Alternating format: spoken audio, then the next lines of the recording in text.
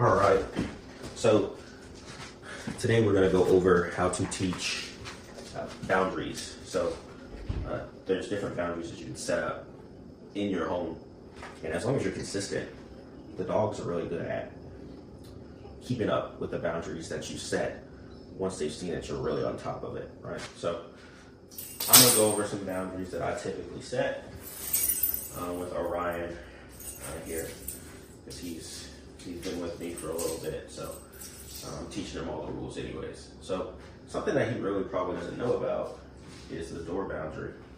So that's something that we're going to go over, as well as different boundaries around the home. I'd say for this, it's important that you have your food. His meal time today is going to be working on boundaries. I'm holding it today, but typically you want to have it on your waist.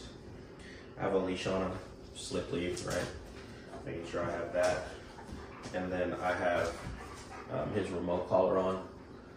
If your dog is remote collar trained, then it's okay for you to have a remote collar on. If your dog is not remote collar trained, meaning you haven't gone through the process of teaching your dog what the remote collar means in reference to commands, then you shouldn't have a remote collar on. You should be using just the lead. So, using just the lead, the slip lead, I'm going to go over how you need to be teaching this. So I'm going to open the door, and a lot of dogs, when they see that you've opened the door, they get really excited, right? Open the door, right? So he wanted to go right through, right? He's new to all this. So what you do, right, is you don't say anything to the dog. You walk through and let them make the mistake. Because remember, you're not mad at your dog for not knowing this rule. You're using this as a way to communicate what you want. So your verbal marker should be Remember, the verbal marker means that you're doing something incorrectly. It doesn't necessarily mean that the dog is about to get punished, right? When I do punishment, I say no. Referencing back to my video about markers. No is punishment, it just means you're doing something incorrectly. So I walk through here, moving back, right, with the lead. If your dog is e-collar trained, you could use a low stem as well, but I would start off just in the beginning when your dog doesn't even know what you're doing, just using your leash.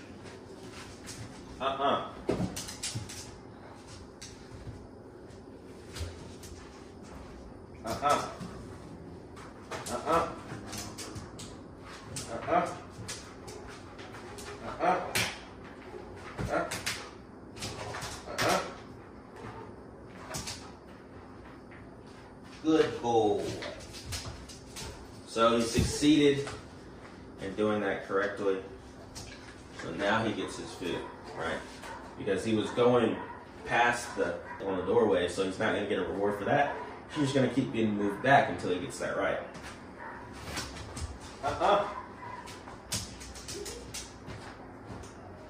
Good boy.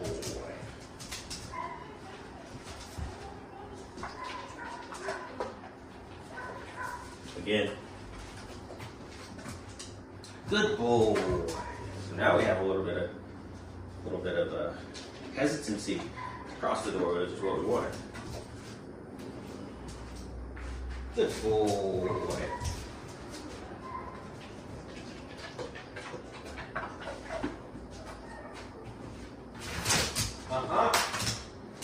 So if y'all noticed there, I made it a lot harder that last time. I made it harder for him by walking further out of the doorway here, and I'm gonna move you so you can see here. But I made it harder because I'm walking. Good. Good boy.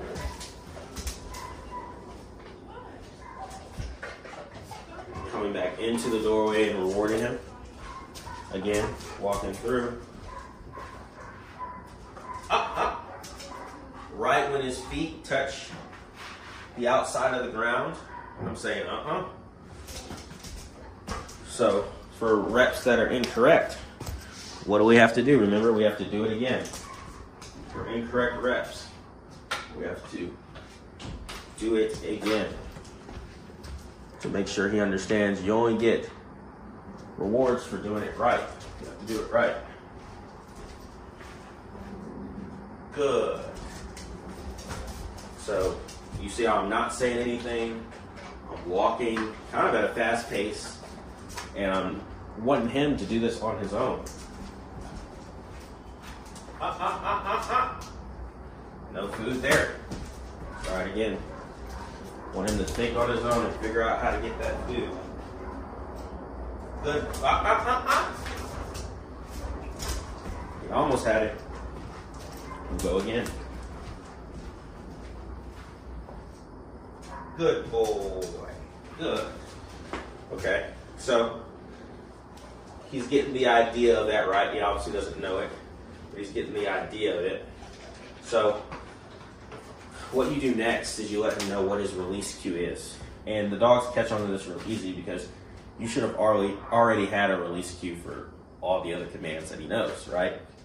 Because you've done the advanced course where you're doing implied, states.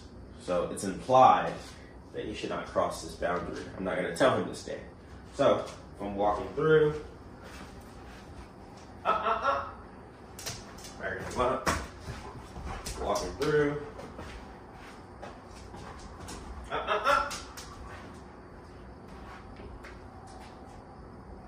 good, free, right? Saying free. So free lets him know that he's now allowed to come out. Notice I didn't reward with the free. So free is not a time for reward. Free is me letting you know that you are now allowed to exit the room. You're allowed to cross the boundary. That's what free is telling the dog. So there's no reward on free. So let's do that again. Walking through. He walked right through there. So, going again. Good.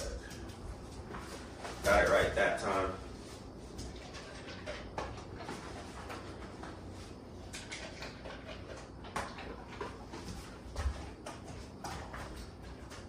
Good. Free.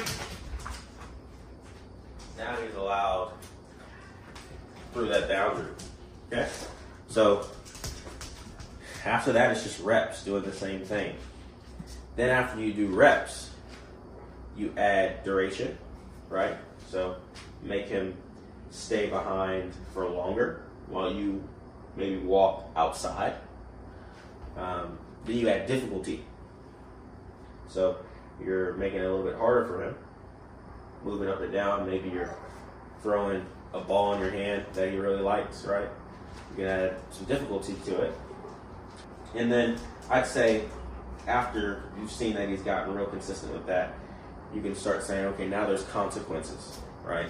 So start teaching him, okay, if you don't follow this rule that I've clearly set for you and I've been consistent with, there's consequences. And that's where you can rely on the remote collar to give him some consequence for crossing that boundary.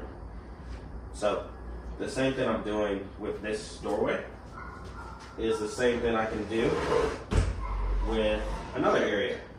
So give you a little example. The kitchen kind of starts right here. So you can make almost an imaginary line. Now I have already kind of taught him a little bit about this, but you can make an imaginary line right here. And make sure you're teaching him you're not allowed in the kitchen. So if I walk in the kitchen here, and I think the only reason he kind of went is because I was holding the leash. But even with me holding the leash, he needs to understand that he can't come in. So I go this way. Good boy.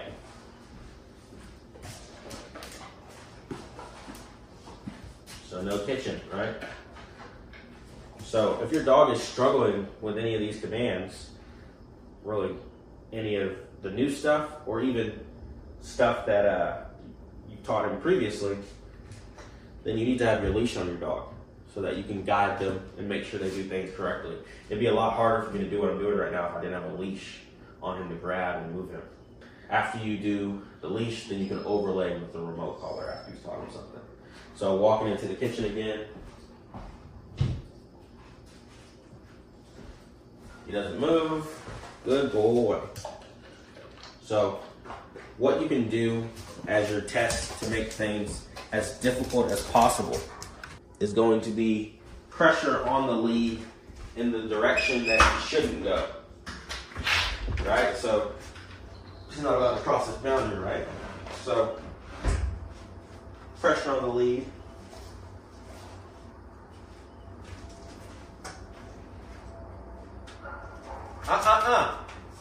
So that's how I pulled him. And you see he fell for it.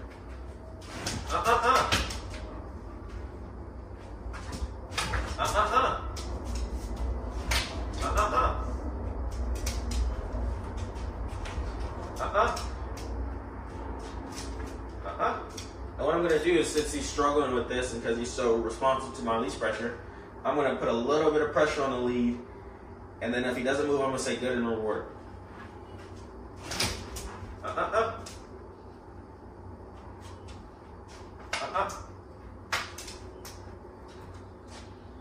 Good.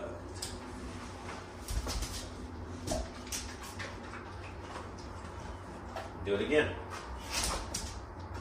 Good. So I'm not yanking him, so I'm not making it that hard, but I am adding a little pressure on the lead. Good.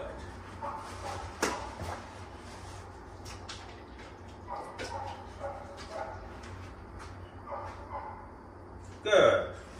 So you see how that works. You can teach your dog that the pressure on the lead, you can teach your dog that pressure on the lead does not mean that you get to come out. The boundary that you've set overrides any pressure on the lead. That's what you're teaching them. So any command that's an implied stay, you can use the pressure on the lead to show him that even if I'm moving my lead around or if I tug you a little bit, that doesn't mean be so quick to pop right out of that stay. You need to hold it until you hear my audio, my release cue. So hope that helps. Let me know if y'all have any questions.